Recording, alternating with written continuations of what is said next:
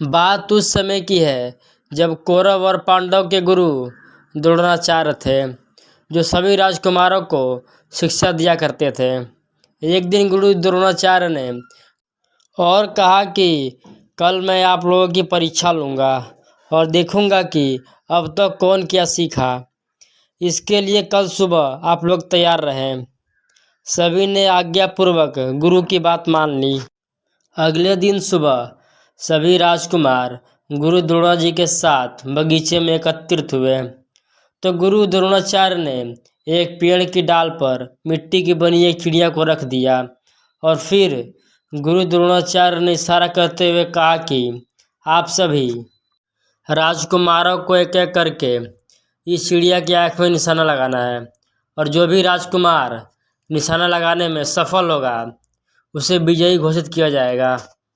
इसके बाद गुरु द्रोणाचार्य ने एक एक सभी राजकुमारों से पूछा कि आप सभी को क्या दिखाई दे रहा है।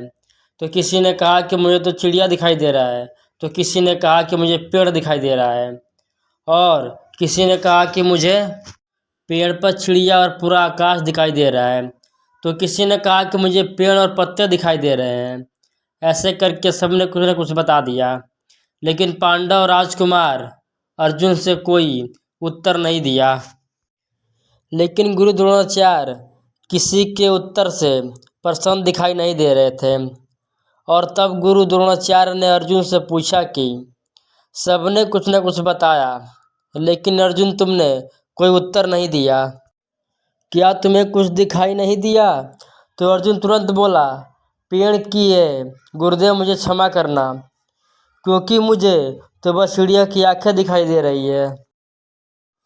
अर्जुन की यह बात सुनकर द्रोणाचार्य अति प्रसन्न हुए और अर्जुन को निशाना लगाने को कहा। फिर क्या था, अर्जुन ने निशाना तुरंत लगा दिया और निशाना एकदम सटीक लगा, जिसके कारण अब चिड़िया की आंख में निशाना लग चुका था।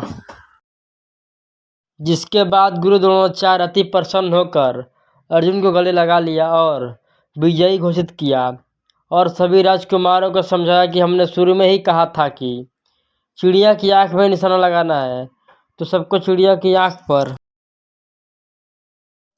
ही ध्यान देना चाहिए, लेकिन सबने अपना ध्यान कहीं और लगा लिया, इसलिए सभी अपने लक्ष्य से चूक गए।